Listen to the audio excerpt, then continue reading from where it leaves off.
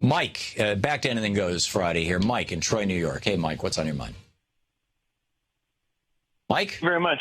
Yeah, I'm sorry. Can you hear me? Yeah, I hear you fine now. Oh, great. Thank you. I was calling regarding the 12th Amendment and the Electoral College. If Mr. Trump doesn't leave the race, if he chooses to leave the race, I know there are certain rules in certain states that his name would be on the ballot still.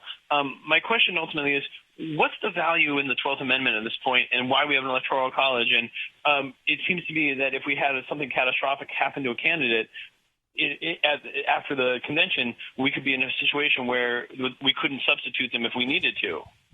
Yeah, good point. The 12th Amendment is what sets up the Electoral College, right? Yes. Yeah. It's modified after 1796 and 1800. They had some issues with popular vote. Yeah, it was in 1804. Actually, the 12th Amendment was passed, and it was because of the election of 1800 in large part, because they didn't want any more elections being thrown to the House, and they wanted candidates to be running as a ticket and all this kind of stuff. With regard to the Electoral College, which is actually earlier in the Constitution, but this is modifying that. The theory for the Electoral College, and Jefferson was a big champion of this because he had read the Whig histories of Paul de Rapine de Terrasse, which I actually went and bought a copy of, one of the books that was in Jefferson's library, not the physical one, but an identical one that was published in the 1730s in the UK, and I've got it in storage right now. But it cost an arm and a leg. But I was planning to write a book around it, and I still am one of these days. And in that Whig history, there was the traditional British history, David Hume and whatnot. This is during Jefferson's time. And then there were the Whig histories. And the Whig histories were the histories of England before the Norman invasion, and in fact, before the Roman invasion. So, basically, the BC era of British history. And at that time, England was, the people living in England were largely, most of them had red hair, according to Jefferson and according to the Whig histories. Jefferson had red hair. He thought he had a direct lineage to that. And they lived tribally. And the tribes would every year get together, because they were scattered all over the British Isles. Once a year, each tribe would, and very, very much like the Iroquois, which Jefferson writes about it at some length in his personal diaries.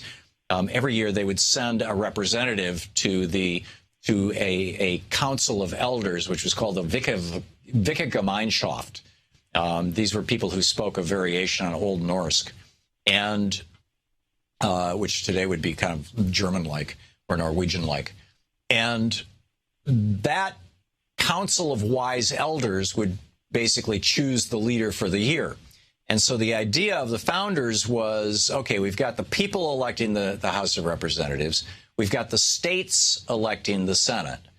We've got the Supreme Court being appointed by the president with the advice of the Senate. So how do we elect the president?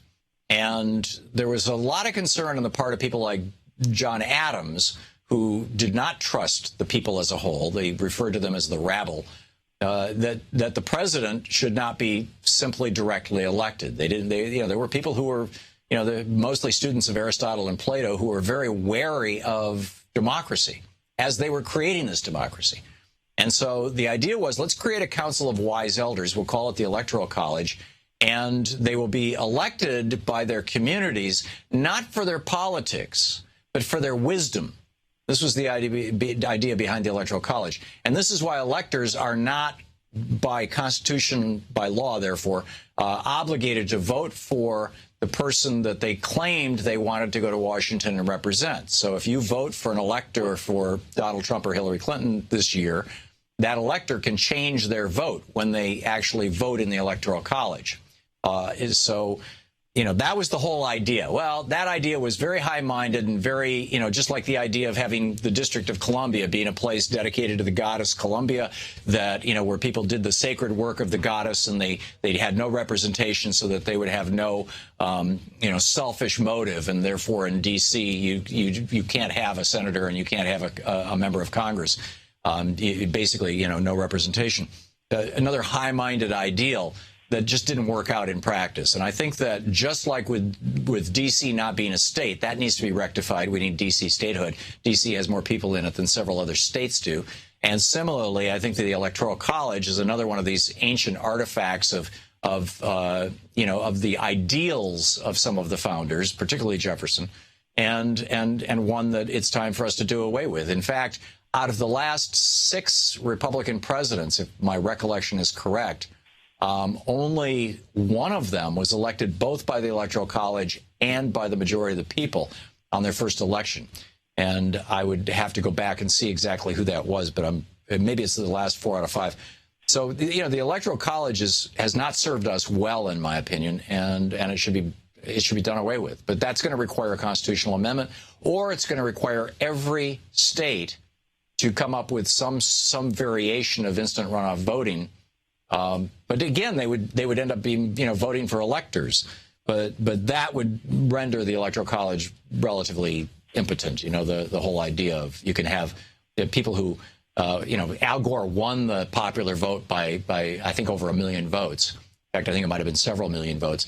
But George W. Bush won the Electoral College, for example, because the electors are put forward by the states.